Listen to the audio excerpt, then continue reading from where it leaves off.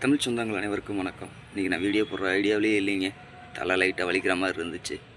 சரி, இன்றைக்கி ஐயா பாக்கியராஜ் ஐயா இறந்துருக்காங்க, அவங்களுக்கு ஒரு இரங்கல் மட்டும் தெரிவிச்சிடலாம் அப்படின்னு சொல்லிட்டு இதாக்கிட்டு இருந்தேன். அதுக்கப்புறம் தான் யோசித்தேன். நேற்று அவங்கள பற்றி பேசியிருக்கோம், கில்லி சரத் அவர்களை பற்றி பேசியிருக்கோம். அவங்க நிறைய பேர் கேள்வி கேட்டிருந்தாங்க, இன்ஸ்டாகிராமில் கேள்வி கேட்டிருந்தாங்க. அவங்களுக்கு பதிவு போடல அப்படின்னா சரியாக இருக்காது அப்படின்றதுனால இதாக்கிட்டு இருந்தேன். கொஞ்சம் அது என்னென்னு பார்த்துருவோமா. அதுக்கு வந்து ஒருத்தர் பதில் சொல்லியிருக்காரு. யாருன்னா பீடியாட்ரிஷியன் ஐயா சோமசேகர், அவரோட பேர் சோமசேகர். அவர் என்ன சொல்கிறாரு அப்படின்னா, நான் தான் போன வருஷம் அவங்களுக்கு ட்ரீட்மெண்ட் பார்த்தேன் அப்படின்றாரு. சரி, குழந்தைகள் நல மருத்துவராக நீங்கள் ட்ரீட்மெண்ட் பார்த்தீங்க, ஓகே. ஆனால் வலிப்பு வர்றது நரம்பியல் சம்மந்தப்பட்ட வேலை. பீடியாட்ரிஷியன் நியூட்ரிஷன் வேலை எப்படி பார்த்தீங்க அப்படின்றது எனக்கு தெரியலை. ஸோ இப்போ அவங்களுக்கு வலிப்பு வந்துச்சுன்னா என்ன ரீசனு? மொத்தம் வந்து 4 ரீசனுக்காக தான் வலிப்பு வரும்னு நான் நியூட்ரிஷன்ட்டு கேட்டேன். அது என்ன அப்படின்னா, டிஎன்ஏ பிரச்சனை. இது வந்து வம்சாவளியாக இருக்குதுன்னு சொல்லுவாங்க இல்லையா. ஒரு குழந்தை பிறந்துச்சுன்னா அது அம்மாவுக்கோ அப்பாவுக்கோ ஏதாவது ஜெனட்டிக்காக ஏதாவது பிரச்சனை இருக்கான்னு வெரிஃபை பண்ணுவாங்க. அந்த மாதிரி இருந்துச்சுன்னா வரும். 2வது ரீசனு, பிரெயினில் சடனாக ஒரு ஷாக் ஏற்படும். அதாவது மூளையில் திடீர்னு ஒரு மின் மாதிரி டக்குன்னு ஒரு ஸ்ட்ரைக் ஆகும், அதனால் வர்றதுக்கு வாய்ப்பு இருக்குது அப்படின்னு சொல்லிட்டு இருக்காங்க. 3வது, தொடர் காய்ச்சல் அண்ட் வாந்தி வந்தால் அதில் வர்றதுக்கு வாய்ப்பு இருக்குது. 4வது ரீசன், வலிப்பு வந்தால். இதுக்கு நீங்கள் என்ன மாத்திரையை ஜட்ஜஸ் பண்ணீங்க அப்படின்னு எனக்கு தெரியலை. குழந்தைக்கு மாத்திரை பவுடராக்கி தரலாம், ஓகே. குழந்தைக்கு மாத்திரை ஃபஸ்ட்டு கொடுக்கலாமா? அது எத்தனை எம்ஜின்றது உங்களுக்கு தெரியும். ஆஸ் அ டாக்டராக உங்களுக்கு தெரியும். குழந்த அத்தனை எம்ஜி பவரை தாங்குமா அப்படின்றத அது நீங்கள் தான் சொல்லணும். ஏன்னா நான் அந்த லெவலுக்கு ஜீனியஸ் கிடையாது, நீங்கள் தான் ஜீனியஸ். ஸோ அப்படி இருக்கும்போது நீங்கள் எப்படி கொடுத்தீங்கன்னு எனக்கு தெரியலை. அதே மாதிரி புதுகை மக்களோட நீண்ட கால கோரிக்கை, இப்போதைக்கு நம்ம பர்வேஸ் அவர்கிட்டையும் கோரிக்கை வச்சதா கேள்விப்பட்டேன். என்ன அப்படின்னா, முகமது பர்வேஸ் அவர்கள் அமைச்சர் இருக்கார் இல்லையா, தொழிலாளர் நலத்துறை, அவங்ககிட்டையும் கோரிக்கை வச்சுருக்காங்க. இதுக்கு முன்னாடி இருந்த அமைச்சர்கள்கிட்டையும் புதுக்கோட்டை மக்கள் கோரிக்கை வச்சுருந்துருக்காங்க. என்ன அப்படின்னா, புதுக்கோட்டையில் இருக்கவங்களுக்கு தெரியும், 2 ரயில்வே கேட்டு ஒட்டுமொத்த டிராஃபிக்கையும் பண்ணிக்கிட்டு இருக்கு அப்படின்னு. காரணம் என்னென்னா, அந்த ரயில்வே கேட் போட்டாங்க அப்படின்னா ஒன்றும் பண்ண முடியாது. கரூர் பிளான் கேட்டையும் திருவப்பூர் கேட்டையும் போட்டாங்க அப்படின்னா இந்த பக்கம் அந்த பக்கம் போக முடியாது, வர முடியாது. இல்லை அப்படின்னா ஒன்று மெடிக்கல் காலேஜை சுற்றி திருச்சி போகணும், இன்னொன்று இந்த பக்கம் சுற்றி போகணும், டிவிஎஸ் கார்னர் இந்த பக்கம் சுற்றி போகணும். இதுக்கு இந்த திருவப்பூர் கேட்லேயும் கரூர் பிளான் கேட்லேயும் மேம்பாலம் அமைச்சு கொடுங்கன்னு சொல்லி நீண்ட காலமாக மக்கள் கோரிக்கை வச்சுக்கிட்டு இருக்காங்க. அது ஏன் இன்ன வரைக்கும் செய்ய முடியலை அப்படின்றது எனக்கு தெரியலை. ஒருவேளை உங்களுக்கு அது தெரியலையா? ஏன்னா முகமது பர்வேஸ் அவர்கள் இப்போ அமைச்சராக இருக்கார், அடிக்கடி சென்னை போகிற மாதிரி இருக்கும். அதுக்கு திருச்சி போய் தான் ஃப்ளைட் ஏறணும். ஒன்று திருச்சி போய் ஃப்ளைட் ஏறணும், இல்லை மதுரை போய் ஃப்ளைட் ஏறணும். திருச்சி பக்கத்துலேயே இருக்குது, ஈஸியாக ஆக்சஸ் பண்ணக்கூடிய ஒரே ஏர்போர்ட் திருச்சி தான். திருச்சியில் இருக்கும்போது நீங்கள் வந்து இந்த பக்கம் தான் போய் ஆகணும், கருவேப்பிலாங் கேட்டை தாண்டி தான் ஆகணும், இல்லை அப்படின்னா திருவப்பூர் கேட்டை தாண்டி தான் ஆகணும். இப்போ நீங்கள் வந்து இந்த டிராஃபிக்கில் மாற்றுறது இல்லையா என்னன்றது எனக்கு தெரியலை. அப்படி மாட்டியிருந்தீங்க அப்படின்னா அந்த மக்களோட கோரிக்கை உங்களுக்கு தெரிஞ்சிருக்கும். அடுத்து வந்து நகராட்சிக்கு கூட, அதாவது நகராட்சிக்கு கூட தகுதி இல்லாத ஒரு ஊர் தான் புதுக்கோட்டை. புதுக்கோட்டை வந்து பழமையான ஊர், நான் இல்லைன்னு சொல்ல, தொண்டைமான் மன்னர்கள் ஆண்ட மண். நான் கூட ரைமிங்கில் எழுதி கொடுத்துருந்தேன். என்ன அப்படின்னா, அந்த எலெக்ஷன் டயத்தில் மன்னர்கள் ஆண்ட மண்ணிலே மாஃபியாக்கள் ஆள்வதா அப்படின்னு சொல்லிட்டு எழுதி கொடுத்துருந்தேன். புதுக்கோட்டையா போதைக்கோட்டையா? ஏன் அப்படின்னா இங்கே ஃபுல்லாக அப்படி தான் பண்ணிகிட்டு இருக்காங்க. முகமது பர்வேஸ் ஐயா உங்கள் கையில் தான் இப்போது புதுக்கோட்டையோட கட்டுப்பாடு இருக்குது. காரணம் என்ன அப்படின்னா, உங்கள் கையில் தான் ஆட்சி அதிகாரம் இருக்குது. புதுக்கோட்டை மட்டுமா தான் இருக்கா?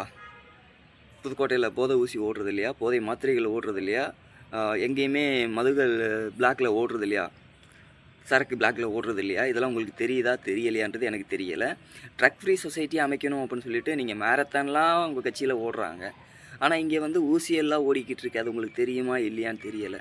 இதை நீங்கள் மறுக்க முடியாது. ஏன் அப்படின்னா, இப்போது எலெக்ஷன் சமயத்தில் தான் போதை மாத்திரைகள் காவல்துறை கைப்பற்றினாங்க. இப்போ வரைக்கும் போதை மாத்திரைகள் ஓடிக்கிட்டு தான் இருக்குது. அதே மாதிரி புதுக்கோட்டையை பொறுத்தளவுக்கு இந்த சாலையோர கடைகள்லாம் 2 நாளாக அப்புறப்படுத்துகிற வேலைகள் நடந்துக்கிட்டு இருக்குது. நான் என்ன கேட்குறேன், அந்த சாலையோர மக்கள் உங்களுக்கு என்ன பாவம் பண்ணாங்க, துரோகம் பண்ணாங்கன்னு எனக்கு தெரியலை. இல்லை அவங்களுக்கு எதுவுமே பண்ணலை, மக்களுக்கு நடக்கிறதுக்கு நடைபாதையை போட்டு கொடுத்தோம், அதுக்கு வந்து மக்களுக்கு இடையூறு ஆகுது அப்படின்னா என்ன இடையூறாச்சுன்னு எனக்கு தெரியலை. ஏன்னா ஒரு புதுக்கோட்டையை பொறுத்தளவுக்கு ஒரு வீட்டுக்கு 2 வண்டி வச்சுருக்காங்க. எல்லாமே ரோட்டில் தான் போயிட்டு தான் இருக்காங்க. டிராஃபிக் ஏற்படுறதே கிடையாது. ஏன்னா புதுக்கோட்டையில் அவ்வளோவா டிராஃபிக் ரூல்ஸ் ஃபாலோ பண்ணுறதே கிடையாது. நானும் புதுக்கோட்டையில் தான் இருக்கேன்.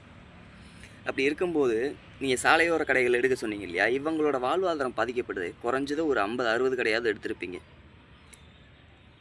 இல்லை அப்படின்னா ஒரு 20, 30 கடையாவது எடுத்திருப்பீங்க. 20, 30 கடைகளில் அவங்களோட குடும்பம் 20, 30 குடும்பம். அந்த 20, 30 குடும்பமும் உங்களுக்கு ஓட்டு போட்டிருக்கோம் இல்லையா?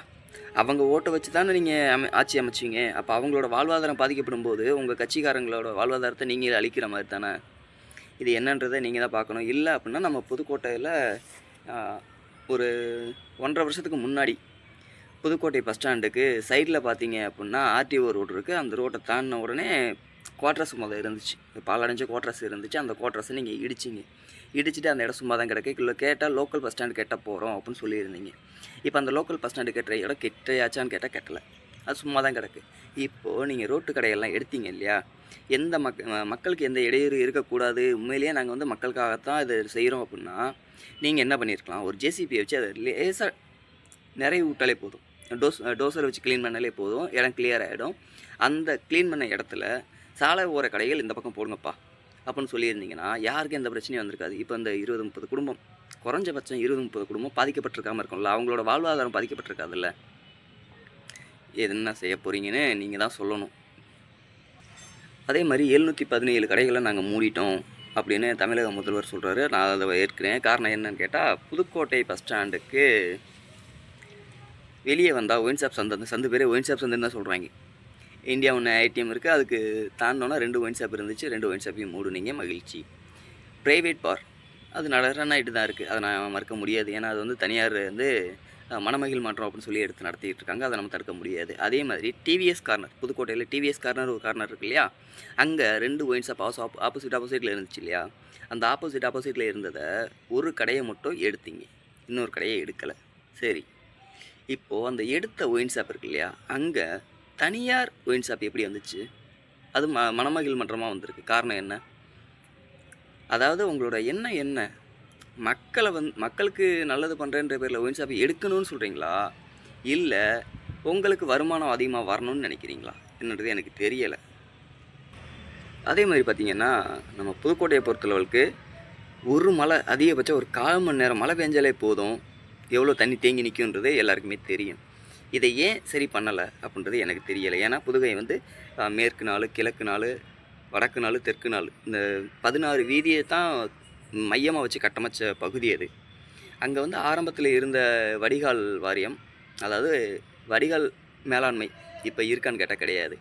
ஏன்னா அந்த லெவலுக்கு அதை கட்டமைச்சிருக்காங்க. எனக்கு தெரிஞ்ச ஒரு அண்ணன், என்னோட நெருங்கி பழகின ஒரு அண்ணன், என் கூட பிறந்த அண்ணன் மாதிரி ஒருத்தர், அவர்கிட்ட கேட்டேன். நான் கேட்கும்போது அவர் சொன்னார், இந்த மாதிரி தாண்டா 16 வீதி தாண்டா மெயினாக இருந்துச்சு, அதை கட்டமைச்சு தான் கொண்டு வந்தாங்க. அதுக்கப்புறம் தான் இங்கே லேசாக ஒரு மழை பெஞ்சால் கூட அந்த தண்ணி போய் அங்கங்கே கம்மாயில் ஜாயின் பண்ணி வச்சுருப்பாங்க. எல்லாமே நிறைஞ்சு